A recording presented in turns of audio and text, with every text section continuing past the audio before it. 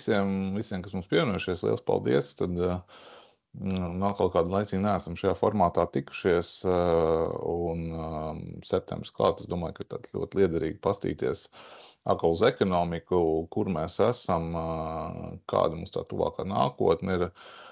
Nu, tā šoreiz kaut kā Pēters prasīja, kāda tēma, vai ne, kaut kāds jautājums parasti jāieliek, vai ne, un tāds skatoties uz mūsu ekonomiku, tad bija šāda mīņāšanās uz vietas notiek jau kaut kādu laiku, un tad tāds jautājums, cik tad ilgi mēs tā varam mīņāties uz priekšu, ka mums nav nekādas īsti izaugsmas, un kas ir tie faktori, kur kaut kādu pozitīvu optimismu tuvākajā laikā mēs varam ieraudzīt. Ja mēs skatāmies, teiksim, vispār, kas mums šobrīd notiek ekonomikā, un arī tīpaši par to, ko mēs bijām gaidījuši attiecībā uz šo gadu, vismaz es personīgi biju gaidījis, ka tā situācija būs nedaudz labāka. Pēc fakta mums ekonomika nav augusi šobrīd jau gan 2 gadus. Ja neskaita inflācija, faktiski visu izaugsmu vai kaut kāda attīstība, kas ir pamatā bijusi cenu pusē. Ar nelielām atšķirībām nozarēs, pakalpojumu nozars ir vairāk plusu, projām šīs cikliskās preču nozars, rūpniecība, transports, tirdzniecība, arī būvniecība, drīzāk ar mīnusa. Bet, tās cerības bija gada sākumā, ka mēs jau kaut kādu izaugsmu uz gadu vidu redzēsim. Pagaidām īsti nav piepildījies. Lietuva pat izstāsta, ka drīzāk ir kaut kur tajā virzienā iet Igaunijai. Tur diezgan švaki pagaidām izstāsta, ka iet. Mums tāda stāvēšana uz vietas, un īstenībā ļoti līdzīgi kā Eirozonā. Eirozonā ar tā situācija faktiski identiska, tāda jau 2 gadu stāvēšana uz vietas. Tā kā, bijām cerējuši labāk, atkal no otras puses nav arī nekas sliktāk palicis, tas arī vienmēr ir tā kā labi. No faktoriem skatoties, kas mums šobrīd notiek, varbūt kas ir tie iemesli, kādēļ šis gads nav bijis tik labs. Es teiktu, pirmkārt, pats galvenais faktors ir ārējie tirgi joprojām. Ja mēs skatāmies uz Eirozonu, tur tāda kaut kāda nostīta, varētu teikt, pat recesija, ekonomika neaug, stāv uz vietas, rūpniecībā ir kritumi. Uz gadu, teiksim, pagājušā gada beigām varēja redzēt kaut kādus pirmos signālus, ka tas, kas kavē izaugsmi, piemēram, rūpniecībā, ir liels gatavo preču krājuma apjoms, kas tika saražots Covid laikā un Covid beigās, un tad patērētājs aizgāja, beidz iet uz veikalu, sāk iet uz restorānu, sāk ceļot, un līdz ar to tas pieprasījums no patērētāja puses vairs daudz preču noliktavās un nevajag neko ražot. Likās, ka tas beidzot ir sākuši mazināties šie krājumi, bet pagaidām, diemžēl, tas pieprasījums kopumā ir bijis pārāk vājš. Preču joprojām ir saražots gana daudz, un nekāda tur izaugsmes vilkuma nav. Tad otrs faktors, kas, teiksim, šogad ļauts tā pozitīvāk skatīties, īstenībā joprojām ļauj skatīties pozitīvāk, bet vienkārši tas labais efekts nav izpaudies, ir inflācija. Inflācija ir būtiski samazinājusies, algas aug, pirktspēja aug, gan Latvijā, gan Eiropā, bet, diemžēl, vēl tas zemāks inflācija vēl īsti nav parādījusies kaut kādā spēcīgākā patērētāja, kad cilvēks sāk tērēt vairāk. Mēs skatāmies uz noskaņojumu rādītājiem, tādas nepārāk labi cilvēki jūtās, tur daudz vēl inflācijas efekti. Eiribors tikai tagad ir sācis krist, un līdz ar to, ikā pirktspēja aug, bet patēriņā tad baigā uzrāviena nav.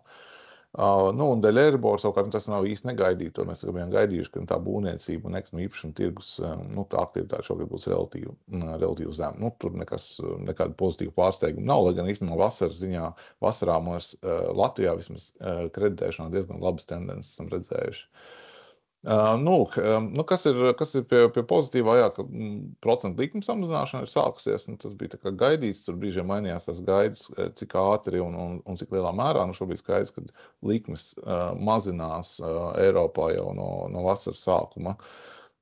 Tikko ECB otro reizi samazināja procentu likmes, parīt mums ir FED, ASV arī sāks mazināt procentu likmes, tā kā tas ir ok. Valsts pusē šobrīd tēriņa pieaugums ir diezgan strauji, un faktiski ekonomika tādās uz to nulles vai pat nelielo plusu izceļ valsts ar saviem tēriņiem, kas, diemžēl, notiek pārsvarā parāda rēķina. Mēs turpinām audzēt parādu klāt, deficīts ir gan augsts, gan Latvijā, gan Eiropā, no ASV tur ir savs kosmos. Bet vienlaikus, tā kā lokāli mēs skatāmies Latvijā, mums tā nauda, ko mums dod tāpatās, teiksim, Eiropas fondi, kas pieejam investīcijām, mēs kaut kā nespējam realizēt. Un Nu, viss tā kā ir, teiksim, par Rail Baltica jau te ir mutu saules izrunāta vai ne, un cik tur kādas saules, bet mēs paskatāmies plašāk uz Eiropas Savienības fondiem, tad, piemēram, uz šo gadu, ja pirms gada prognoze bija Finanšu ministrijas investīcijas 1,6 miljardi, tad šobrīd jau tā prognoze par šo gadu un cik tā reāli būs ir miljards. Tad, 600 miljonu delta, tad varējām ieinvestēt 600 miljonus, kuri netika ieinvestēt ekonomikā šī gada laikā, vienkārši kaut kā tur nesanāk ar projektu realizāciju, iepirkumi, pārsūdzības, sadārdzinājumi, tur katram savu unikālā problēma, bet fakts kā tāds liels apjoms, gan 1,5% no IKP, kas ir vienkārši pagaidām nav realizēts. Un, ja mēs skatāmies to globālo fonu, protams, ka tur riski mums ir ārkārtīgi daudz, ir ģeopolitika, karš, inflācija šobrīd nav tā kā baigais risks, bet droši vien, ka nav pilnībā arī pārvarēts, un tad mums ir ASV, Ķīna, tirzniecības kari, faktiski, jebkur, kur paskaties, kaut kādas riskus pasaulē var redzēt, tā ka tas kaut tas fons ir tāds, nekas tur labāks nav palicis, un ar to mēs arī dzīvojam. Tā varbūt tā mums kaut kādas tā. Ja mēs kaut ko, ja ir jautājumi, došu jautājumu, bet mikrofonu droši vien, ka atslēdzam. Tad, ejam, tad iziesim, tas tāds, teiksim, kopsavilkums, iziem cauri varbūt tādu tēmām, tiešām, kur mēs šobrīd atrodamies, ko mēs redzam pasaules ekonomikā un Latvijas ekonomikā, kas ir tie galvenie faktori. Ja mēs skatāmies uz pasaules ekonomiku, vismaz uz rietumu valstīm, tad ASV un Eiropu, tas, ko mēs redzam, ir, ka Eiropā izaugsme joprojām ir vāja, ļoti nevienmērīga. Šeit ir PMI uzņēmēju noskaņojuma indeks, kur lasās diezgan vienkārši, virs 50% ir izaugsme, zem 50 ir kritums. Tad Eiropā tur ir diezgan stagnējoša tā situācija, kopējais noskaņojums ir faktiski uz tādu nulles izaugsmi ar lielām atšķirībām starp nozarēm. Mēs redzam, piemēram, būvniecībā tā sajūta ir diezgan švakas, rūpniecība arī ir negatīvajā zonā, tad Eiropas ekonomika pārsvarā izceļ pakalpojumu. Mēs redzam, piemēram, Dienvidu Eiropā, Itālija, Spānija, turisms, tur visur ir kopumā tā situācija diezgan ok. Pieprasījums ir gan liels, cilvēki ir aktīvi, bet, atkal, mēs paskatāmies, Vācijas rūpniecība, tur ir diezgan švaki, gan nav pieprasījumi, gan ir struktūrāls problēmas, enerģija joprojām dārga, konkurence no Ķīnas, elektroauto un kas tik vēl nē. Tas, kas varbūt ir mainījies šī gada laikā, un tā ne uz pārāk labo pusi, ir ASV ekonomika.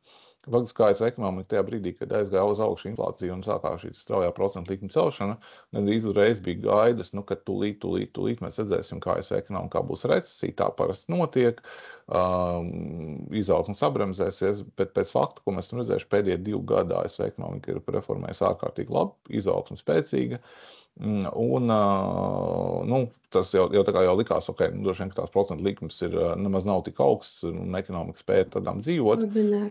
Tad tas, ko mēs redzam,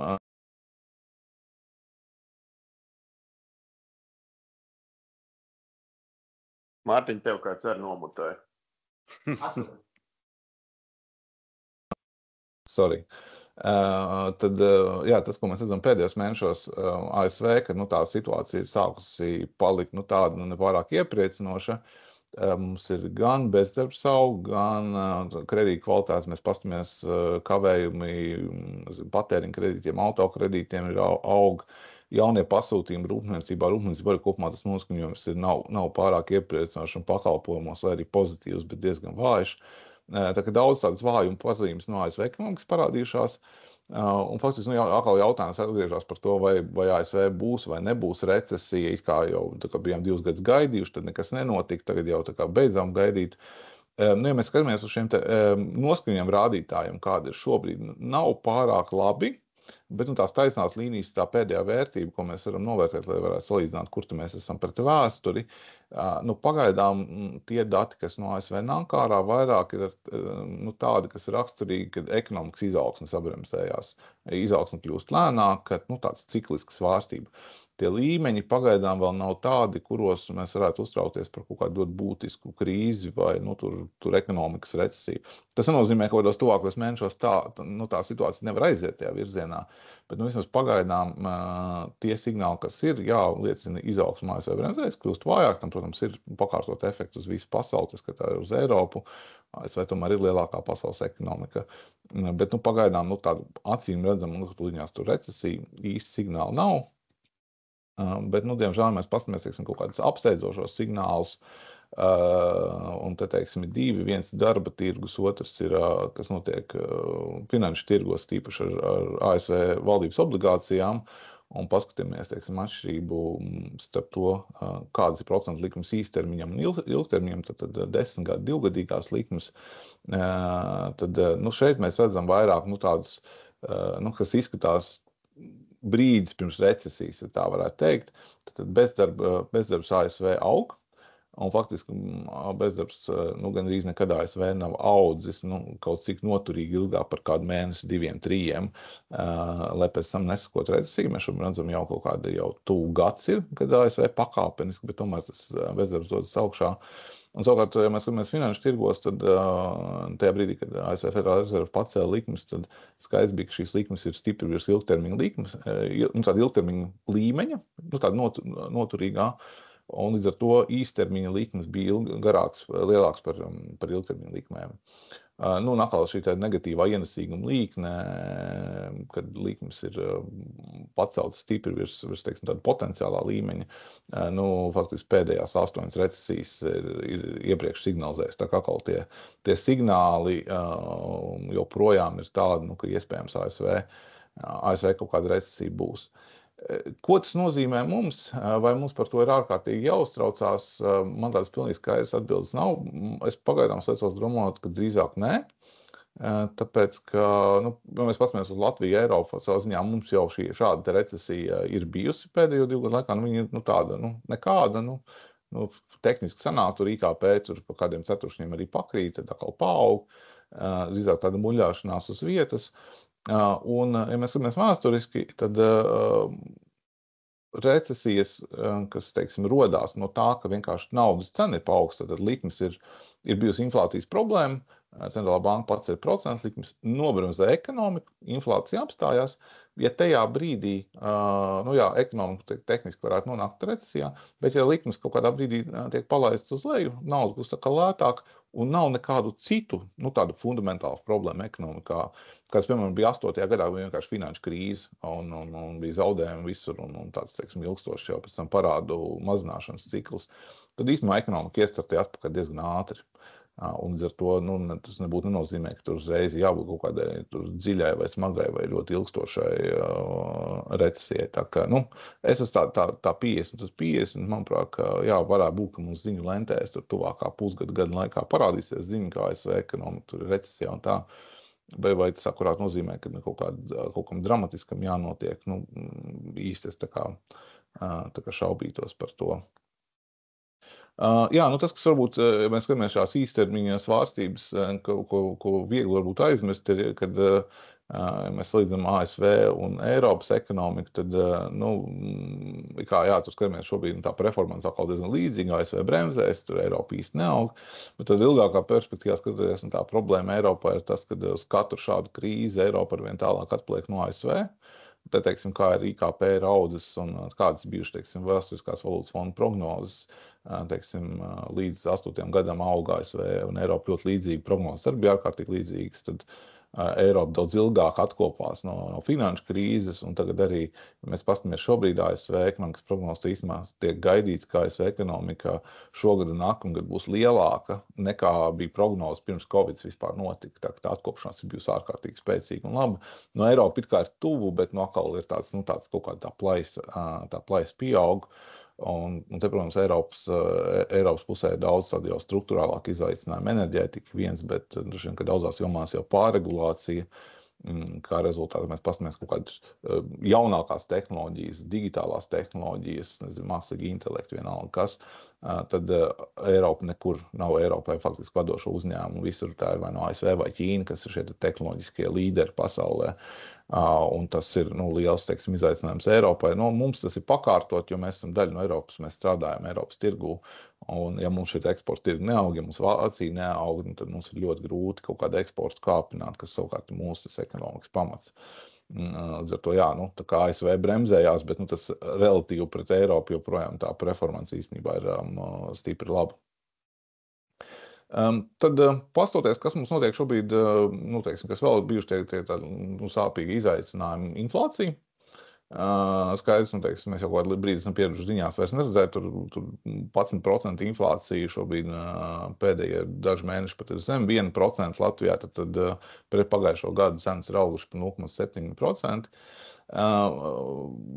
Bet, ja mēs atkal skatāmies, kā inflācija uztver ekonomisti un kā cilvēka ekonomisti inflācija uztver tiešām, kas noticis ar cenām pēdējos 12 mēnešos, ja nav auguši, mēs sakam, inflācijas nav. Ja mēs paskatāmies uz cenām kā tādām, uz līmeni, un tīpaši mēs paņemam nost enerģiju un pārtiku. Tās cenas, kas tomēr vairāk rēģē uz pasaules cenas svārstībām, un kur mēs arī šobrīd redzam samazinājumus, tā skaitā, piemēram, Rīga tur atkal paziņoja par siltumenerģijas tarifu samazinājumu. Mums ir degviela lētāk nekā pirms gada, jo naftas cenas nokritušās. Bet, ja mēs paskatāmies uz citām cenām, uz šīm iekšējām cenām, tad, inflācija tur ir zemāka, bet tas cenu līmenis faktiski turpina katru gadu iet uz augšu. Un līdz ar to tas mans secinājums, skatoties šobrīd uz inflāciju, ir tāds, inflācija gana zemā, Eiropā gan 2%, Eirozonā mums zem 1%, lai tā nebūtu aktuāla problēma, lai inflācija vairs kā tāda netraucētu centrālām bankām mazināt procentu likmes, bet mēs skatāmies inflācijas procesu, un tad tomēr ekonomikā cenas turpina kopumā augt lēnākā tempā, ne tik vienmērīgi, un līdz ar to runā par to, ka mums ir ar inflāciju, inflācijas problemātika pilnībā atrisināt, visticamāk, ka nē. Redzēsim, mēs skatāmies uz kaut kādām iekšējām, īpaši pakalpojumu cenām Eiropā. Tendence ir tāda, ka cenas pieaug gada pirmajā pusē, un tad gada otrā puse stāv diezgan tā nemainīgas. Un mēs redzējām to pagājušajā gadā. Līdz ar to šobrīd arī izskatās tā, mans secinājums, kāds būs cenu kāpums nākamgad, pagaidām grūti pateikt. Līdz kaut kādam februārim, martam droši vien liela pārsteiguma inflācijā nebūs. Kaut kad ap jauno gadu pieaugs tīri, tāpēc, ka vairs nav tie bāzes efekti no lētākas enerģijas. Bet pagaidām, inflācija ir gana zema, lai tas netraucētu centrālajām bankām mazināt procentu likmes. Kas vēl netraucē, ja mēs skatāmies pasaules tirgi, šobrīd ir diezgan labvēlīgi, lai inflācija kļūtu vēl zemāka, tad tāda ārējo cenu spiediena nav. Mums naftas cenas šobrīd atkal ir svārstās, bet kopumā nokritušās zem $80 par barelu Brent nafta. Un tad drīzāk tāda lejupējoša tendence, tas pats ir, ja mēs paskatāmies citām resursu cenām, vai tā ir lauksaimniecības izēvielas, vai tie ir kaut kādi industriālai metāli, tad visur tā cenu virzība ir vai stabila, vai drīzāk lejupējoša, ar atsevišķiem izņēmumiem. Mums kaut kā kafija, vai tur kakao, vai apelsīnu sulas, kaut kādas ļoti specifiskas lietas mēdz izšaut uz augšu, zelta cena turpina augt, bet tur vairāk ir tā, ka procentu likmes mazinās. Bet kopumā mēs skatāmies uz tādu globālās ekonomikas no šiem te resursu, no commodity cenu puses, tad pagaidām tad īsti spiedienu uz inflāciju nav. Tuvākā laikā visticamāk arī nebūs. Šīs abas bildes, pārliecināts rādīja arī februārī, varbūt kas atcerās, kas nē. Ja mēs, piemēram, paskatāmies uz naftas tirgus, tad naftas tirgu divas lietas ļoti būtiskas. Pirmkārtām, kopumā naftas patēriņš joprojām pasaulē ir relatīvi zems. Jā, ir augošs, bet mums vairākus gadus pēc Covid pandēmijas faktiski naftas patēriņš pasaulē stāvēs vietas, tā ir sācis nedaudz augt, tīpaši kaut kāda aviācija ir jauna rekorda, katru mēnesi tiek uzstādīti, tā ir pilnībā atgūsies no pandēmijas efekta. Bet pret to, kāda bija tendence līdz pandēmijas sākumam, relatīvi patēriņš ir stipri zemāks. Un, ja mēs paskatāmies savukārt iegūs pusē, ražošanas pusē, tad pēdējā pusotru gadu laikā OPEC valsts, tīpaši Saudarābija, mēģinājusi kā to naftas cenu bišķi pastutēt uz augšu, samazinot savu ieguvi, bet pagaidām rezultāts ir tāds, ka ASV ražotāji šo ir izmantojuši. ASV šobrīd ražo 50% vairāk naftas nekā Saudarābija. Un savukārt OPEC valsts sēž uz diezgan lielām brīvām ražošanas jaudām, tā ka var palielināt savu ieguvu un drīzāk ir tāda dilēma, ko darīt. turpināt mazināt savu ieguvu un stutēt to cenu augšā, vai tomēr pacīnīties ar ASV ražotājiem par tirgus daļu, bet tas nozīmē, ka nafta drīzāk vēl pat varētu samazināties cenā. Tā kā tāds pieprasījuma piedāvājuma balanss pagaidām naftas tirgu ir tāds, kas diezin vai mēs ar kaut kādu ļoti strauju cenu kāpumu varam ieraudzīt ārpus šīm svārstībām $70 līdz $90 barels, atkarībā no tā, kas notiek ģeopolitikā. Tīri tāds fundamentālais pieprasījums un piedāvājums, tas līdzsvars ir drīzāk par to, ka ražošanas puse ir pagaidām ar brīvām jaudām un lielākām iespējām nekā pieprasījums. Un viens no iemesliem, kāpēc tas pieprasījums ir tik vājš, ir tāds jau diezgan ilgušas problēmas Ķīnas ekonomikā. Ķīna tāda saudabīga ekonomika, jo pirmkārt tur saprast, kas vispār notiek, ir ārkārtīgi grūti, jo dati tiek publicēti arvien mazāk, un tie dati, kas tiek publicēti, ir diezgan gribi tici, gribi nē, bet tomēr ar tādu politisko saturu, lai tur vai kas notiktu, IKP prognozes faktiski nemainās, tur 4,5% tiek prognozēta izaugsme, ka tā ir un būs un turpināsies. Bet kopumā tā sajūta ir tāda, ka Ķīnas ekonomika īstenībā ir diezgan lielās problēmās. Ja mēs paskatāmies, piemēram, Ķīnas akciju cenu indeksu, tur ir zemākā līmeņa pēdējo 10 gadu laikā, ja mēs paskatāmies naudas piedāvājumus, kur arī inflācijas faktors ir, faktiski inflācijas Ķīnā nav, drīzāk ir deflācija, naudas pieaugums arvien bremzējās. Un tas, kas, manuprāt, ir noticis Ķīnā, ir diezgan līdzīgs, kā mums varbūt 8. gadā, faktiski bijis liels nekustamo īpašumu burbulis, valsts ir ilgstoši attīstījusies, būvēs infrastruktūru, parāda apjomi iekšējie ir uzkrāti gan augsti, un šobrīd tas būvniecības, tas nekustamo īpašumu burbulis ir plīsis. Un tajā brīdī, kas notiek, kad cilvēks sāk nevis ņemt papildus parādu, pirkt un investēt un attīstīt, bet sāc nomaksāt savus parādus. Un ja to dara ekonomikā pilnīgi viss, ja mēs visi šeit klātesošie mēģinātu, samazināt savu parādu un esot vienā ekonomikā, vai ne, mēs nevis kaut kādu ietaupījumu dabūtu, mēs vienkārši dabūtu mazāk ekonomika, ja to visu vienlaicīgi dara. Savā ziņā Ķīnā ir kaut kāda līdzīga situācija, būtu kā Japāna 90. gadu sākumā, kad ir pēc ļoti ilgstoša attīstības perioda, vienā brīdī ir pārāk daudz bijis. Un tas, kā mēs to redzam, faktiski Ķīna ir divas lietas, ko Ķīna būtiski dara pasaules ekonomikā. Viens ir, Ķīna ir rūpniecības centrs, vai ne, un tur mēs redzam, ka preču pusē tā konkurence no Ķīnas ir ārkārtīgi liela un tāds savā ziņā cenu dempings. Otrs ir Ķīna ļoti liels resursu patērētājs un savā ziņā Ķīnas ekonomikas vājuma. Mēs redzam šajās resursu cenās, kas pie visas tās inflācijas, kas mums ir bijuši īstenībā, nekur baigi nav pieauguši, drīzāk tajā pašā līmenī, kādas bija tur pirms Covid vai tur Covid sākumā. Tā ka tur arī izpaužās Ķīnas šis te vājums. Un tā problēma, ka šāda veida tā, kad ir pārinvestēts, pārbūvēts, pārāk daudz parādu izveidots un visi ekonomikā mēģina sākt mazināt parādu, tās ir ilgstošas tādas stagnācijas, kas iestājās. Mums arī vairāk kā 10 gadu pagāja no 8. gada, kad mēs atkopāmies. Japānas ekonomika pat 30 gadus ir mēģinājusi no savu burbuļu atkopties, jo uzņēmumu faktiski pakāpienas mēģina tur saistības samazināt un tā tālāk. Un savukārt valsts no savas puses, valstī ļoti grūti iekustināt ekonomiku atpakaļ.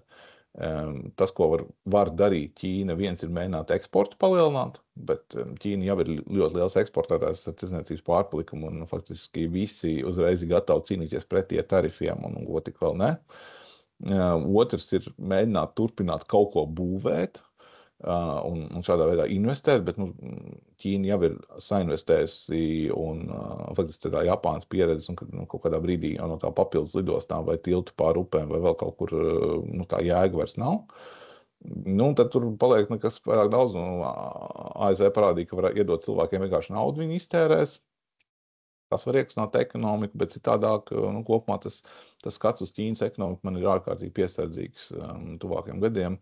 Tas nemēr fakts, ka Ķīna ir ārkārtīgi tur skaista, moderna, ar ļoti labu infrastruktūru. Valsts vienkārši vienā brīdī 40 gadi ir būvēti un ir kaut kad jābeidz būvēt. Un tajā brīdī, kad tu beidz būvēt, tev varbūt 200 miljonu vietā cilvēku, kas strādā būvniecībā, vajag 100 miljonu, un tie 100 miljoni ir brīvi, un ejiet, dariet, ko gribiet. Un nav citu ekonomikas nozara, kas spēja ātri absorbēt šo brīvo darbu spēku, un tas, kas sāk veidot deflācijas procesu, vāju pieprasījumu un visu kaut ko tam līdzīgu. Tā kā no Ķīna, manuprāt, par to, ko visu mums tur tā kā ziņo, tas ir, jā, bet tā izaugsme tur varbūt pat kaut kāda ir, bet ārkārtīgi lēna un ar lielām problēmām. Savukārt pārējā pasaulē to izjūt. Liela konkurence ražošanā, vājš pieprasījums pēc resursiem un zemākas cenas, kas kaut kādā mērā mums arī palīdz ar inflāciju savējā cīnīties. Tad attiecībā uz procentu likmēm, jā, inflācija zemāk, līdz ar to centrālās bankas ir sākuši mazināt procentu likmi. Šeit vēl nepielikt, mums bija pagājušajā nedēļā lēmums arī no ECB, tad vēl vienreiz tika mazināts procentu likmes, kas ir ļoti zīmīgi, ka pēdējos mēnešos ir diezgan mainījušās tirgus prognozes par to, cik ātri un cik tālu šis procentu likmes samazinājums notiksies. Faktiski kaut kur pavasara beigās īsi pirms šī pirmā Eiropas Centrālās bankas lēmuma, tās gaidas vairāk mazāk bija aizgājuši tie virzienā, ka jā, likmes samazinājumi būs lēnām, pakāpeniski, un tas līmenis tur 2,5–3%, tas ir tas, uz ko mēs varētu iziet. Šobrīd, ņemot vērā to, ka gan inflācija krīt, gan strauji, gan ekonomika neatkopjās, gan to, ka ASV ekonomika bremzējas, tās gaidas pārcinojušās uz tādām daudz pamatīgākām likmi mazināšanas gaidām. Faktiski Eiribor jau šobrīd redz, ka nākamā gada beigās varētu būt ap 2%. Līdz ar to mēs paskatāmies, 12 mēnešu Eiribor, kas ietver nākamo 12 mēnešu īstermiņa likmes prognozes, tad tas jau ir paslīdējis zem 3%, līdz ar to tā kā jau sagaidot nākošos likmes samazinājumus, tirgus likme mazinās ātrāk un iepriekš.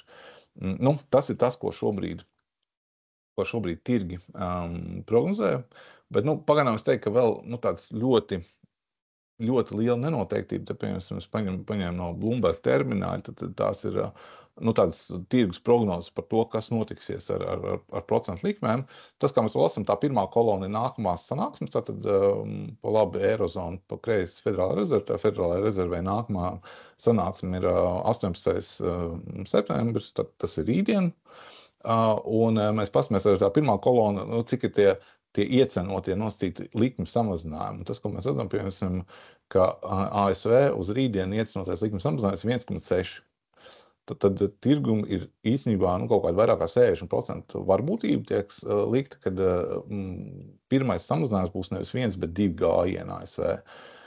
Kas ir diezgan netipiski, jo dienu pirms sanāksmes, faktiski pēdējos 2–3 gadus tirgum vairāk vai mazāk bija arī 100% konsensus, ko tad Feds darīs, jo tur gan dažādi bija pateikuši jau caur žurnālistiem, visi sādi, tā informācija bija gan labi nokomunicēta. To, ka dienu pirms sanāksmes īstenībā tirgus vēl nezina, ko tad Feds darīs, tas ir jaunums. Bet tas, ko mēs varbūt redzam, ka tās gaidas līdz gada beigām ir diezgan iespaidīgas, kad īstenībā pat 3 sanāksmēs varētu būt 5 likmi griezieni, tā kā pat ja nav šodien, bet rītdien 50 bāzes punkti, tikai 25, tad tomēr uz nākamajām sanāksmēm gaida apjomīgāk samazinājumu. Attiecībā par Eirozonu, pagaidām uz oktobri, kad nākamā sanāksmē, tāds īsti nesagaida tālāk likuma samazinājumu. Tad savukārt pēc tam ir pēdējā gada sanāksme decembrī, tad varētu būt 1 vai 2 vēl samazinājumu.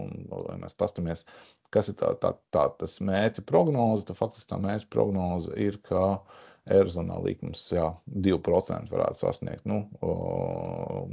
Savukārt ASV tie varētu arī paiet zem 3%. Tas ir diezgan liels izmaiņas. Ja mēs paskatāmies gada sākumā, bet kaut kādā maijā, tās gaidas bija, ka ASV tās likmes varētu samazināties no 5,5 uz 4. Un te ir tā bilde, kas šeit uzlikt, lai varbūt pārāk nesakoncentrētos uz to, ko šodien gaida finanšu tirgi, tad vēsturiski ASV Federālā rezerve bāzes likmi procentu un tās raustītās līnijas ir dažādos laika periodos, kādas bija tirgus gaidas, kāda bija prognoze. Dažkārt piepildās, dažkārt nepiepildās. Tas, kas varbūt ļoti būtiski, paskatīties uz tām līnijām, kas ir tas ilgtermiņa līmenis, uz ko aiziet, un atkal burtiski dažu mēnešu laikā tas ilgtermiņa skats ir pamainījies no 4 uz drīzāk 3% vai pat nedaudz zem 3% varētu būt ASV, tādas normālas likmes. Tā kā uz tirgus prognozēm ir vērts skatīties, ir jāskatās, ārpus tuvākajiem 2 mēnešiem, es teiktu, visi jāuztver ļoti piesardzīgi. Tas, kāds tieši likuma līmenis būs, manuprāt, lielā mērā atkarīgs starp šo kombināciju, cik tad ir liela riska inflācijā un cik lielas potenciāli problēmas varētu būt ekonomikā. Ja ekonomikā ir tikai sabremzēšanās, un mēs kaut kādā brīdī redzam kaut kādu atkopšanās pazīmes un savukārt inflācijā kāds risks, tad varbūt, ka šitas jau ir par daudz. Iespējams, ka tomēr ekonomikā tiešām tās problēmas ir samilzušas un kaut kas varētu būt arī lielāka lejupslība, tad tās likmes varētu būt arī zemākas. Tā kā šī saspēle starp to, kas notiek inflācijā un kas notiek izaugsmē, tas, kas noteiks. Tuvākā pusgada laikā gan šie likumi samazinājumi ticamā būs, jo inflācijā diez vai mēs redzēsim būtiskus pārsteigumus, nav pamata, resursu cenas turpina iet lejā, un savukārt ekonomikā, pat ja ir kaut kāda uzlabojuma, tad arī diez vai redzēsim. Tā kā tuvāko pusgadu es skatītos pietiekami pārliecinoši, bet kas tur būs tālāk, tā grūtāk pateikt. Tas, kas varētu īstenībā būt pozitīvais moments un ko šobrīd ir grūti novērtēt, ir cik ātri un cik lielā mērā norēģēs mājokļu tirgi, arī kaut kādā mērā pakārtoti kaut kāda ilgtermiņa preču iegāde, auto tirgi un tā tālāk uz likmu samazinājumu. Un, teiksim, mēs paskatāmies uz Baltiju, un savā ziņā arī nedaudz, piemēram, uz Vāciju, tad pēdējie mēneši ir bijuši nedaudz pārsteidzoši. Piemēram, mums tur jūlijas, augusts, tādi arī tīk labi mēneši bija arī bankā iekšē. Mēs skatāmies Lietuvā, mēs paskatāmies, cik ir izsniegti jaunie kredīti mājokļu iegādē. Tur vispār kaut kāds kosmos lielāks nekā 22. 26. gadā. Tā kā īstenībā mūsu tirgi, vismaz kreditēšanas pusē, jau ir sākuši diezgan labi rēģēt pat uz šo te nelielo likmu samazinājumu un tikai uz gaidām, ka likmes mazināsies tālāk. Un man pat pārsteigums Vācija, jo Vācija ar atšķirībā no mums ir dominējoši fiksētās likmes. Līdz ar to, tur ja tu piefiksē, tad tu sagaidi, ka tās likmes kādu laiku būs. Arī Vācijā ir jau jūtami pieaugusi kreditēšanas aktivitāte. Un tas, ko es sākumā teicu par to, vai mums ir jāuztraucās recesija ASV vai nē, ja recesija tikai tāpēc, ka likmes pacēla, tad tajā brīdī, kad samazinās, tad tā ekonomika var diezgan ātri iekustēties atpakaļ. Un šī būtu viens no tiem virzieniem, kur mēs to redzam. Tas ir pakārtoti, ja teiksim, tāda kreditēšanas pieprasījums, māju tirgū pieprasījums sāk atjaunoties, tad tas diezgan ātri varētu iestimulēt arī būvniecību. Un tā fundamentāli raugoties, manuprāt, ka mājokļu mums nav par daudz. Mēs neesam Ķīna, mums šobrīd nav pārbūvēts un kaut kādas burbulis plīsis. Jā, ir problēma, daudz vietu cenas ir paaugst un pieejamība nav, vienkārši nevar atļauties cilvēki, bet tas fundamentālais pieprasījums, manuprāt, pēc mājokļiem kopumā ir. Tur varbūt komerc sektorā varbūt bišķi cits stāsts, bet līdz ar to mēs jau šobrīd redzam īstenībā kaut kādas pirmās pozitīvās signāli. Cik noturīgi droši vien jautājums, es domāju, ka tie pirmie cilvēki, kas steidzās atpakaļ mājokļu tirgū, ir tie, kas varbūt pagājušo gadu nogaidīja. Brīdī, kad Eiribors kāpa, nebija skaidrs, tie būs 4, 5, 6%, plus vēl varbūt, ja te kaut kur kādas atlaides parādās, kāda labāk darījuma. Es domāju, tie, kas gaidīja, vairāk mazāk secinājuši, ka tas periods, cik ir vērts gaidīt kaut kādas labākas nosacījumus, ir beidzies, bankas vēl piemeta dažādas izdevīgas nosacījumus attiecībā uz pirmiem gadu vai 2 pievienotās likmes A+ mājokļu, A+, teiksim, energoefektivitātes mājokļos. Un īstenībā tas, ko mēs redzam, kad tieši tas pieprasījums ir atjaunojies jaunajos projektos. Tur pagājušos gads sērija veida projekti gāja tīri stabili, tur nebija liels izmaiņas. Šobrīd tas pieprasījums jākal atgriezies tajā jaunajā segmentā. Un šobrīd vairāk tiek izpārdot tie krājumi, kas ir izveidojušies, kas ir uzbūvētie dzīvokļi, kas nebija pārdoti, bet, ja tas pieprasījums ir noturīgs, tad droši vien diezgan ātri arī pozitīvas tendences varētu iedot būvniecības sektorā. Te ir nekustamā īpašuma darījuma skaits, tās 12 mēnešu vidējais arī tur vairs nekrīt, tur tas cikla zemākais punkts ir, darījuma atkal bišķi sāk iet uz augšu, un tas sasaucās ar to, ko mēs redzam šajā kreditēšanā. Es domāju, ka tam varētu būt arī, skatoties uz Eiropu un ASV, arī pietiekami liela ietekme. Ja mēs, piemēram, paskatāmies uz mājokļu tirgiem, ir īpaši, tad tiešām gan Eiropā, gan ASV tas pēdējais gads ir bijis diezgan tāds pašvaks.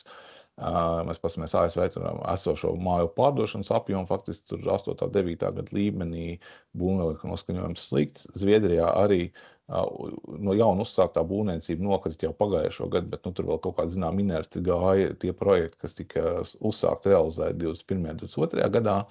Tad šobrīd arī šie pabeigtie mājokļi vairs nav ko pabeigt, jau ir pabeigti. Tas pats būtu arī Vācijā. Un, protams, ka līdz ar to būvniecība šobrīd ir tāds vājais posms, bet atkal, ja mēs skatāmies uz pieprasījumu piedāvājumu mājokļu tirgū, tad tas pieprasījums īstenībā fundamentālais ir. Ja likmes ir zemāks, cilvēki var atļauties, un mums nav bijis kaut kāds nekustamo īpašumu burbulis, tad, ja tā aktivitāte tiekustās atpakaļ gan ātri, tas atkal var kaut kā to ekonomiku neļaut ieslīdēt tādā baigi dziļā recesijā un īstenībā ātrāk sākt vilkt ārā.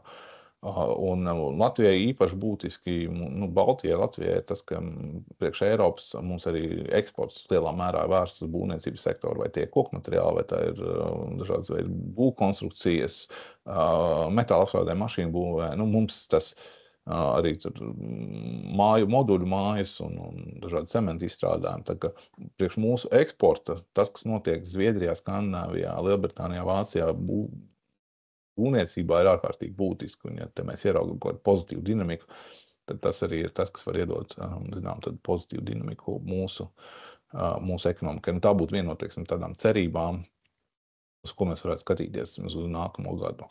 Šobrīd, ja mums sākas kreditēšana, tur vēl paies laiks, līdz mēs kaut kādu projektu reāli aizies līdz jaunai būvniecībai. Tā, tad droši vien ir nākamais gads vidus vai kaut kas tāds. Bet, atkal iezīmēs kaut kāda potenciāli pozitīvāka tendence. Tad mēs paskatāmies uz iekšējo ekonomiku, un te varbūt viens tas, ko es sākumā iezīmēju, tāds paradoks ar to, ka mums ir ļoti strauji algu pieaugums un tāds ļoti, ļoti vājš patēriņš. Tad, ja mēs skatāmies uz darba samaksu vai ienākumu kopumā, tiešām tā situācija kopumā izstāsta diezgan laba. Mums sabiedriskais sektors ir varbūt pārcenties šobrīd ar algu kāpumu atsevišķos mēnešos pat 20% gadā, kas arī tur privāto sektoru pavalk uz augšu. Bet arī, ja mēs paskatāmies privātajā sektorā, tas algu kāpums kļūst lēnāks, bet joprojām ir 6-7% gadā. Tā kā ienākuma augi, mēs paskatāmies mājsaimniecību kopējos ienākumus Latvijā, rēķinot visādi cēnu ekonomikas un kas pabalsti algas. Man tā uz rokas aptuveni sanāk 1,5 miljards eiro. Covid pandēmijas tur sākumā bija miljards. Tā kā tas pieaugums ir diezgan nemitīgs un nepārtraukts. Iedzīvotājiem naudas kļūst vairāk. Jautājums ir, kāpēc tie, kas strādā varbūt tirdzniecībā, tīpaši kaut kur būvmateriāliem, vēl kaut ko tādu, to īsti nejūt. Un te, manuprāt, tā atbilde tomēr ir jāstāsta uz cenām un algām kaut kādā ilgākā laika periodā.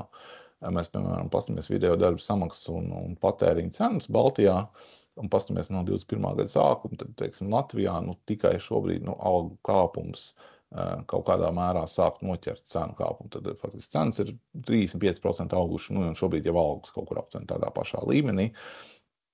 Līdz ar to kaut kādu baigo pirktspējas pieaugumu sagaidīt nav baigā pamata. Bija brīdis, kad inflācija uzskrēja augšā, rēķini bija jāmaksā, komunālie jāmaksā, un cilvēki maksāja, bet tas gan tur samazināja uzkrājumus, gan tāda finanšu situācija pasliktinājās, līdz ar to šobrīd varbūt tā prioritāte ir finanšu situācijas uzlabošana. Un savukārt, ja mēs paskatāmies mūsu kaimiņu valsts Igauniju, Lietuvu, tad īstenībā šis skats arī savā ziņā izskaidro, kāpēc Lietuva izstāsta ekonomiski labāk un Igaunija sliktāk. Igaunijā dēļ PVN celšanas un kā tik vēl tur inflācija bijusi lielāka. Savukārt algu kāpums līdzīgs kā mums, tur vēl joprojām 7% zemāk. 7% punktu atšķirības starp cenu un algu pieaugumu. Lietuvā otrādi inflācija bijuši nedaudz augstākā mums, bet 3 gadu periodā kumulatīvais algu kāpums gan līdz 10% augstāks. Līdz ar to tur ir pamats būt izaugsmēji patēriņam, un mēs arī faktiski to redzam mazumtirdzniecībā. Tur visu gads jau ir plusos pret pagājušo gadu. Nav ārkārtīgi strauji, bet ir tīri ok. Tā ir ekonomikā ir bijuši lielāka dinamika. Ko es saku par mums? Algu kāpums turpināsies, līdz ar to visticamāk mēs šeit arī redzēsim kaut kādu pozitīvu pieaugumu. Te mēs skatāmies tirdzniecībā, es jau faktiski teicu, mēs skatāmies uz faktiskajām cenām un salīdzināmām cenām. Inflācija uzkāpa, mēs sākām tērēt vairāk, realitātē pērkam mazāk apjomu ziņā, vai tur sliktāks kvalitātes preces, vai tur ejam uz nezinu, uz zemākiem brandiem un visu kaut kā, pielāgojamies inflācijai pēc būtības. Bet atkal tas, ko mēs šobrīd redzam, jā, patēriņš joprojām vājš, bet mājsaimniecība tomēr tā finanšu situācija uzlabojas. Un, piemēram, mēs paskatāmies mājsaimniecību noguldījumu dinamiku, tad pagājušo gadu tur faktiski bija pa nulēm vai pat atsevišķi mēneši, kas par gadu bija mīnusā, cik bija noguldījumi bankās. Tad šobrīd atkal aug un katru mēnesi tas pieauguma temps pātrinās. Tas pats arī Lietuvā, Igaunijā. Tā kā šī inflācijas sekas mēs vēl jūtam, bet jau esam tuvu, lai pārvarētu. Un tas atkal tas, kas ļauj, manuprāt, pastīties tā varbūt pozitīvāk uz priekšu. Tas, kas varbūt viena zīmīga tendence, kur gan nav nekādas problēmas, kur ir tikai izaugsme, tas, cik mēs vispār tērējam ārpus Latvijas naudu. Mēs paskatāmies, teiksim, Latvijas bankas datus par maksājumu karšu apgrozījumu, tad mēs gan vairāk ceļojam un tērējam klātienē ārpusē, gan iepērkamies ārpus Latvijas, tad tie būs visi lietuviešu internetu veikali, te būs arī Amazonas, droši vien kaut kādi arī vietēji uzņēmumi, kuriem ir konti Lietuvā, tur būtu jāstāsta, kā tur ir tās atcība. Kurā gadījumā tendence ir diezgan nemainīga pie tā, ka tas kopējais patēriņš mums nav ārkārtīgi spēcīgs, tur tas pieaugums ir relatīvi lēns. Tad tā sadaļa, ko mēs tērējam ārpus Latvijas, gan iepērkoties internetā, gan vienkārši braucot uz ārzemēm, ir gan ar diezgan labu pieaugumu, tādu diezgan nemitīgu pieaugumu. Tā kā šobrīd mēs jau ārpus Latvijas nedēļā tur 40–45 miljonu eiro iztērējam. Tas, teiksim, kopumā mums nedēļā, 200 kaut kādi, cik tur sanāk, mēs kaut kādi 300 miljonu eiro varētu būt nedēļā, cik mēs tērējam, 250 tā. Tā kā pietiekam liels īpatsvars īsmē jau, ko mēs tērējam ārpus Latvijas. Jā, vēl par darba tirgu pa algām, tas, ko varētu domāt, jā, inflācija šobrīd nav, ekonomika neaug, un līdz ar to algām tur ir grūti augt. Bet, ja mēs paskatāmies uz algām, nevis kā uz video algas, mums šobrīd 1670 eiro pirms nodokļu nomaksas vidēja alga ir, bet paskatāmies, teiksim, pa vecuma grupām, mēs redzam īstenībā, ka tā pelnošākā kohorta, kas 35 līdz 45 gadi, vidēja alga jau ir ļoti tuvu 2000 eiro, un ja tu paņem tikai Rīgas vai Pierīgas sadaļu, tur būtu vēl augstāk, līdz ar to pat, ja mums ekonomika nav, tā inflācija nav, mums jebkurā gadījumā dēļ tās paudžu nomaiņas darba tirgu, mums daudz lētāk paudzes darba tirgu nomaina stipri dārgākas paudzes, jebkurā gadījumā tas algu kāpums Latvijā turpināsies un būs.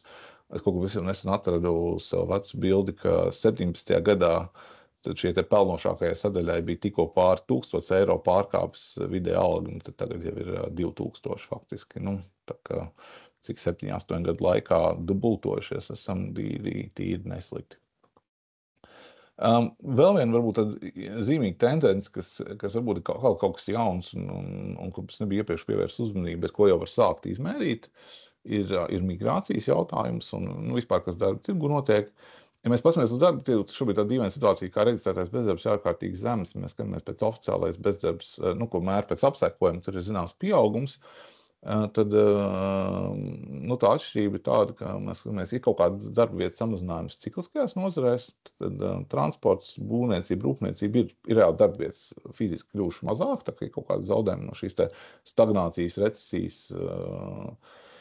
Bet tas, kas arvien vairāk arī parādās, ka ir piedāvājuma pusē izaugsme. Un te ir divi avoti. Viens ir iekšējais avots, tīri vairāk cilvēku meklē darbu, kuru iepriekš nemeklēja, un tas pamatā tās ir sievietes, gan dēļ tā, ka mums ir mazāk bērnu šobrīd dzimst, mazāk ir vecāku šeit atvaļinājumu un dekrētu un tā tālāk. Otrs ir, ka Covid laikā 20 000 sieviešu aizgāja no darba tirgus, un kas ticamāk saistīts to, ka tur attālinātās mācības, tur rūpes par radniekiem, un kas tik vēl ne, un šī te daļa nāk atpakaļ. Un paralēli mums ir migrācija.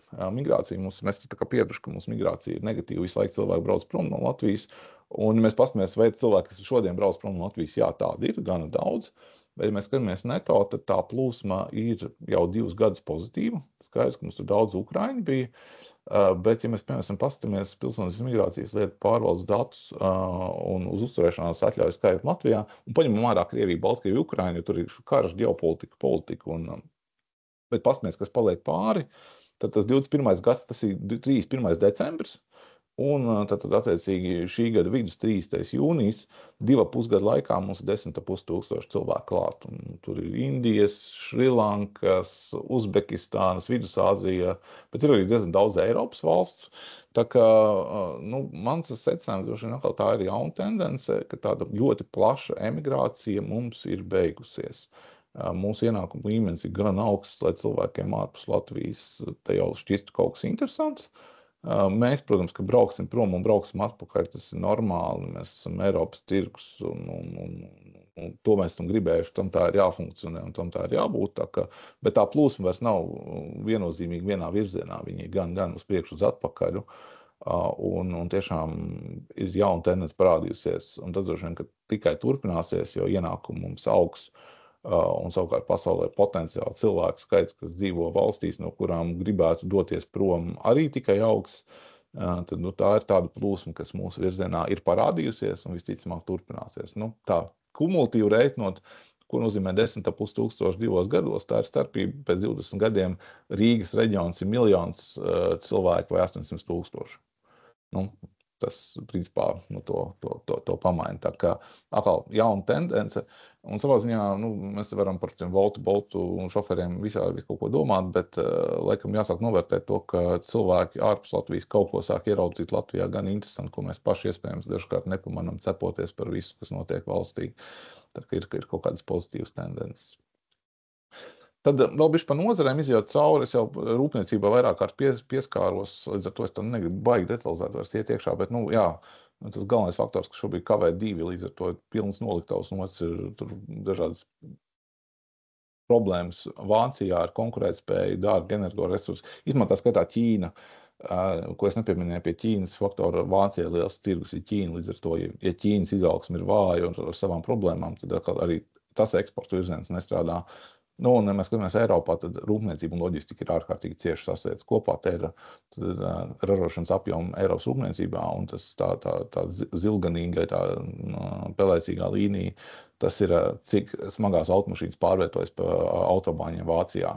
Tur dienas dati pieejami, ļoti cieši iet kopā, kas notiek rūpniecībā Eiropā un kas notiek uz autoceļiem Vācijā. Un tas sajūta šobrīd, ka mēs kaut kur tajā ciklā droši vien tam zemākajam punktam esam gana tuvu.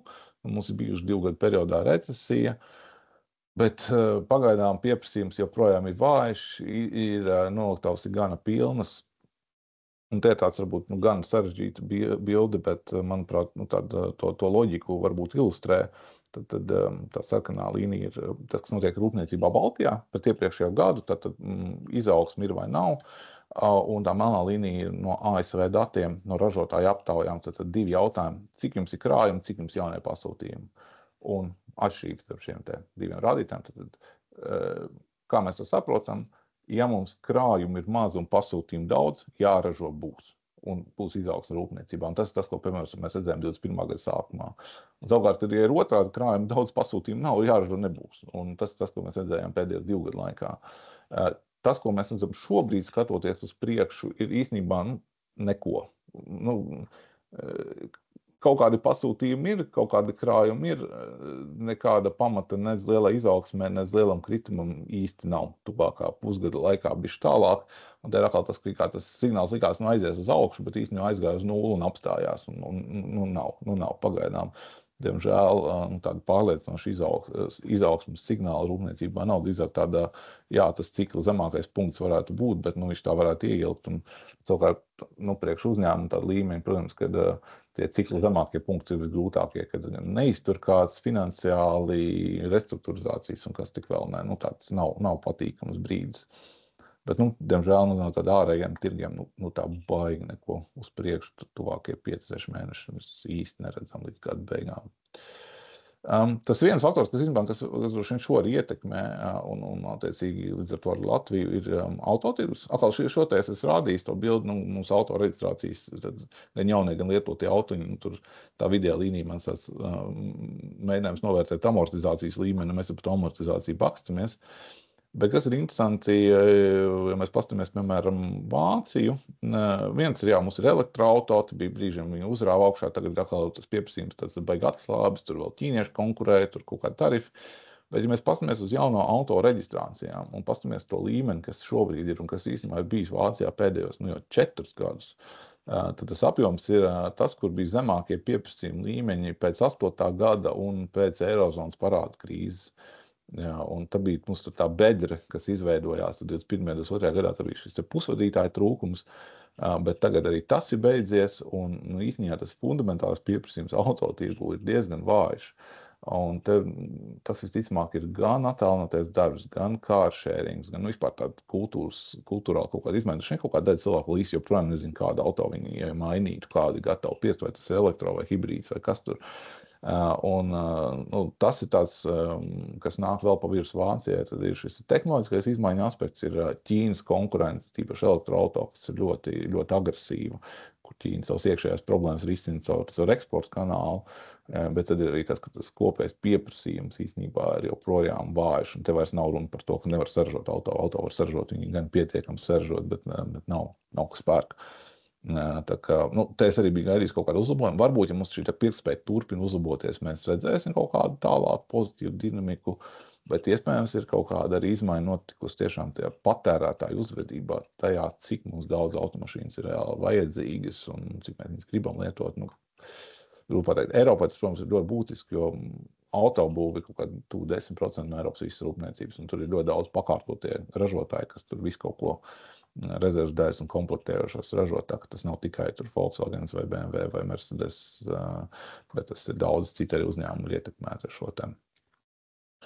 Vēl nedaudz par vietēju ekonomiku un parunājot, varbūt zināmas pozitīvas ziņas sev iezīmēm par to kreditēšanu, kas attiecās uz nekustamiem īpašumiem. Mēs paskatāmies kopējo kredītu portfeli, tad ir labas ziņas, tas atkal aug, mums tur pavāja aug, mēs tur no Lietuvas, Igaunijas visu laiku atpaliekam, un tā plaisa, diemžēl, turpina paplašināties.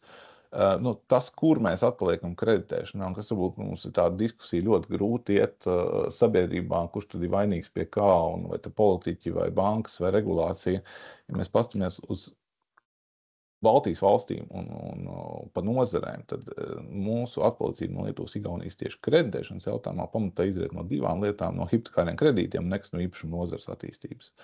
Savstarpēji saistīts skaidrs, ja nav jauno projektu, nav jaunas būvniecības, tad nav tur dārgu labu īpašumu, ko kreditēt, un faktiski 95% no atšķirības kreditēšanas starp Latviju, Lietuvu, Igauniju veidojas tieši no hipotekāriem kredītiem un nekustamo īpašumu būvniecības. Ja mēs paskatāmies citās nozarēs, rūpniecība ir kaut kur līdzīga, lauksaimniecība mums brīžiem, man liekas, pat ir pārkreditēta, tur dažādi citi kredīti mājsaimniecībā un diezgan līdzīgi. Tirzniecība, transporta nozara Lietuvā ir lielāka, vienkārši lielākas tās nozares ir. Tās atšķirības nav tās, kas veido pamat to masu. Tā kā, ja mēs runājam, ka vajag aktivizēt kreditēt rūpniecību reģionos, to noteikti vajag un tur var pieckāršot, bet tam efektu uz kopējo kredītu portfeli nebūs faktiski nekāda.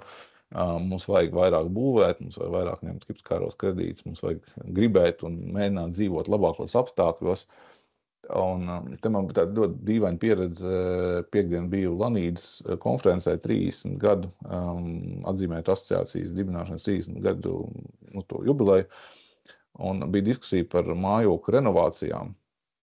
Mums no ekonomikas ministrijas saka, mums ir programmas, mums ir nauda, mēs nevaram piedabūt cilvēkus, lai viņi tur pieņem lēmumus, lai mājas pieņem lēmumus par renovācijām.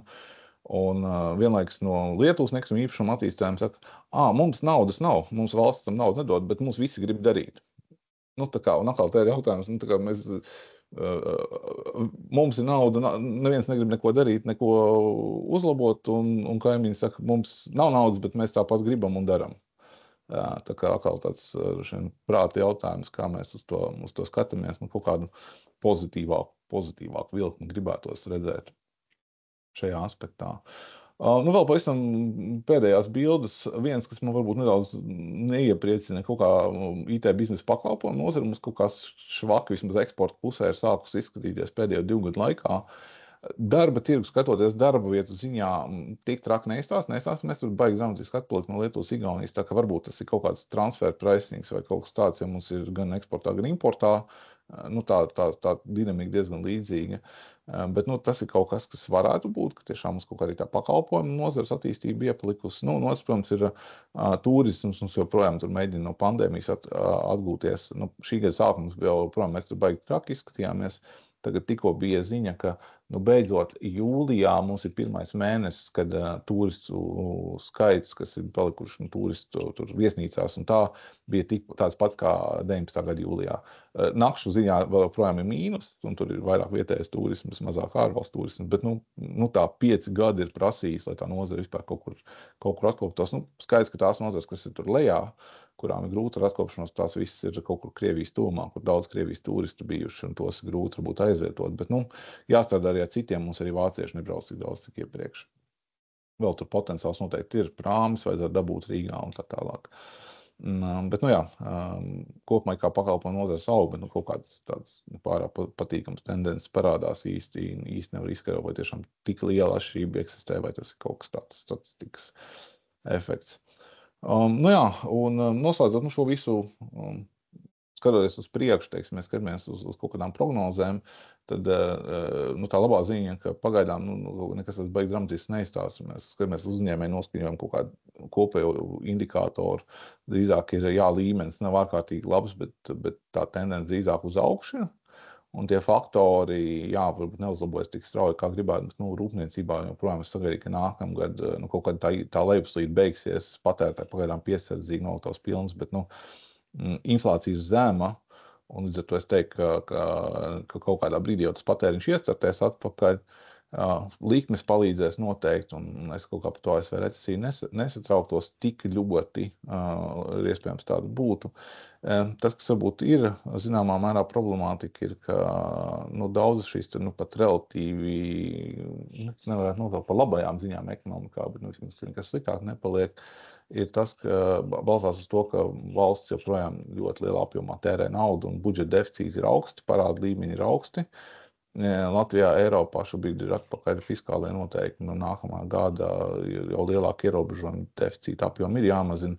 ASV šobrīd tur budžeta deficīti ir tādā līmenī, kāda parasti tikai kādos karos vai dziļās krīzēs, un tas pie kopumā augošas ekonomikas. Tā kā šie te budžeta deficīti, kādas risks tas rada? Pirmkārt, tas ir risks inflācijai, kaut kādā brīdī atkal izsist inflāciju, ja valsts turpina tērēt. Otrs ir, ka tas sāk radīt jau slogu uz budžetu un tīri pieaug procentu izdevumi.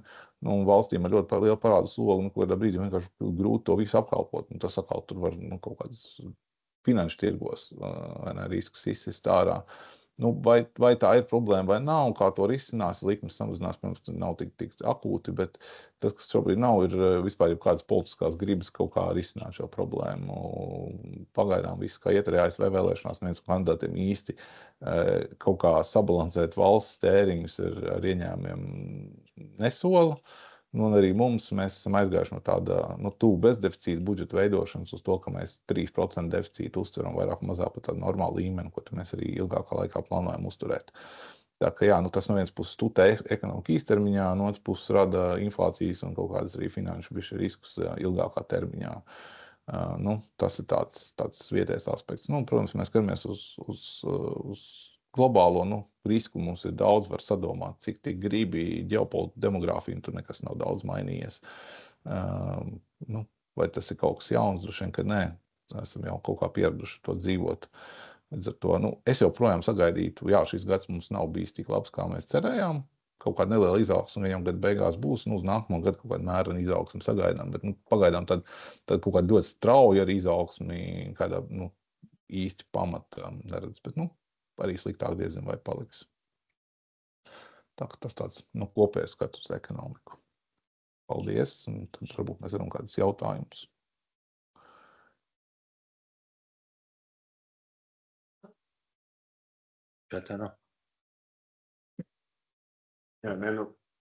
Paldies, Mārtiņ, tev par izsmeļošo prezentāciju. Uzreiz es arī saku, ka gan ieraksti par prezentāciju būs pieejama.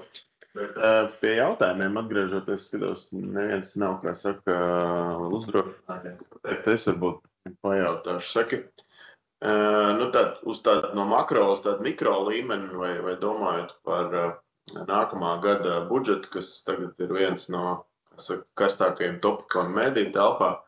ekspektējamajām nodokļu izmaiņām. Vai kā tavuprāt, vai tas, kas tur tiek plānots, darbspēks ir viena lieta, kas tur tiek malts PVN, tā kā vēl ir nolikts plauktā. Vai tas lokāli nevar arī kaut kādu, teiksim tā, pagarināt turbulenci? Tas viennozīmīgi var. Man liekas, tā budžeta tā pamat problēma tas, ka vienkārši pēdējie daži gadi bija pierasts tērēt. Nemāk sastādīt vairs budžetu, ja nav daudz naudas papildus. Tik vienkārši vēlme skatīties uz kaut kādu izdevumu efektivitāti nav. Ir skaidrs objektīvas vajadzības aizsardzību un tā, bet ir kaut kā pagājušo gadu 800 miljonus sadalīja, baigi forši, un šogad gribās atkal dalīt. Naudas nav, nemākam tagad uzreiz baigā krīze. Es domāju, ka tas provocē tādu jau krīzes instrumentu meklēšanu, grabstīšanos gar pensijām un PVN-iem un kaut ko tādu. Tāpēc būtības mums ir pieauguša aizsardzības izdevuma un valsts parāda apkalpošana, tā ka varbūt kaut kāda nodokļa arī būtu jāpaceļ.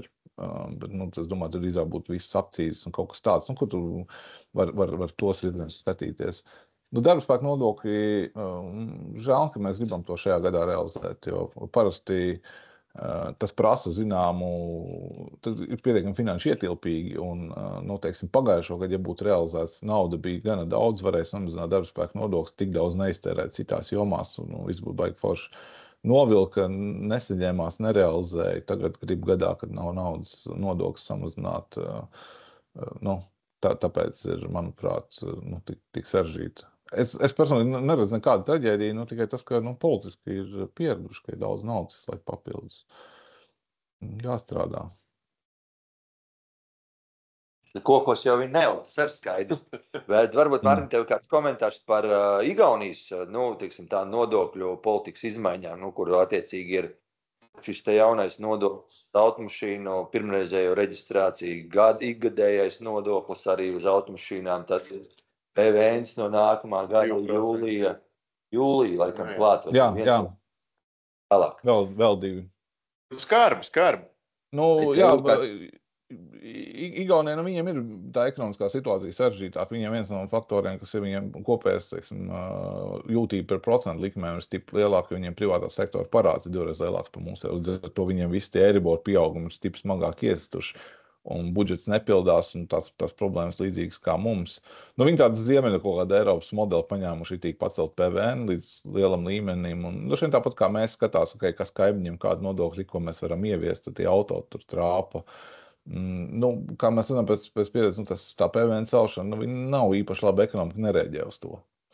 Un arī, šobrīd es tādu sajūtu, ka jā, tas nav. Bet kaut kas viņiem ir jādara. Viņiem arī budžeta deficīti lieli ir un droši vien, ka līdzīgi kā mums, tādas spējas kaut kur citur ieekonomēt maz. Tāpēc, es teiktu, tāds bišķi brīdinājums signāls, kas notiek, ja tu pacel tā ritīgi rauj nodokļus augšā arī nav pārāk labi. Un te skatos, čatņā raksts par prognozes par Latvijas, par nekustamā īpašuma tirgu Latvijā. Man liekas, ka tāda aktivitāte ziņā mēs to zemāko punktu esam sasnieguši, diezgan vai arī cenas var paiet uz leju. Šobrīd ir zināms uzrāviens, tie, kas ir gaidījuši, varbūt tā straujāk atgriežās tirgu, bet es pagaidām pat būtu diezgan pozitīvs. Es tādu varbūt kaut kādu super strauju izaugsmu nesagaidīju, bet droši vien, kad vājāk arī īsti nepaliks. Demogrāfija kāda mums ir, bet tas ir tur tāds nekas jauns. Es domāju, ka mēs tajā aktivitātes ziņā droši vien tādu zemāko punktu esam arī sastāstījuši vismaz šobrīd. Vēl, Mārtiņ, tu pieminēji par to, ka ir no ekonomikas ministrijas puses pieejama šī dažādas atbalsta programmas māju renovācijā, un Latvijā attiecīgi tur, es nezinu, tas ir ilgais ceļš kāpās, tur tikai ar piespiedu mehānismiem es pieļauju, ka var kaut kādā mērā panākt rezultātu, bet lietuvieši atkal saka, daram, mēs esam gatavi darīt. Te ir tas galvenais droši vien tā atšķirība starp to, ko mēs redzam arī, teiksim, šajās attīstības līknēs. Man tā lielais pārsteigums, kā lietuviešu nekustamā īpašumu nozares vadītājs apgalvoja, ka viņiem ir tiešām arī tā cilvēku interese daudz lielāka.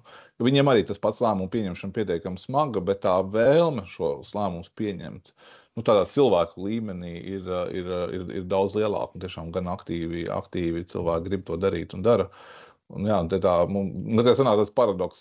Tur naudas nav, bet grib darīt un dara. Mums nauda ir, bet mēs negribam darīt, nedaram. Nu, kaut kā laik dīvaini. Klausies, Mārtiņ, gluži kā Emīla nedarbosimies, tas viņiem, jā. Jā. To es redzu čatiņā arī par degvielas cenām.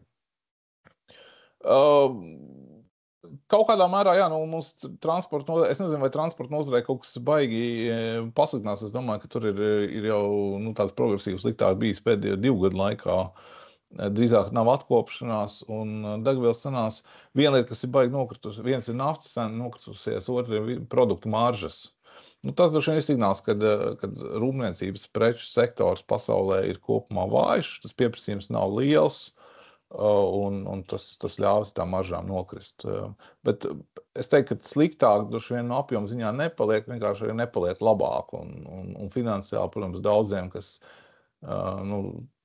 tās problēmas, un tad cikla apakšā tad ir vislielākās problēmas arī finansiāli uzņēmumiem un tā tālāk. Tā kā, kaut kādā mērā, jā, tas ir signāls par kopumā vāju ekonomiku.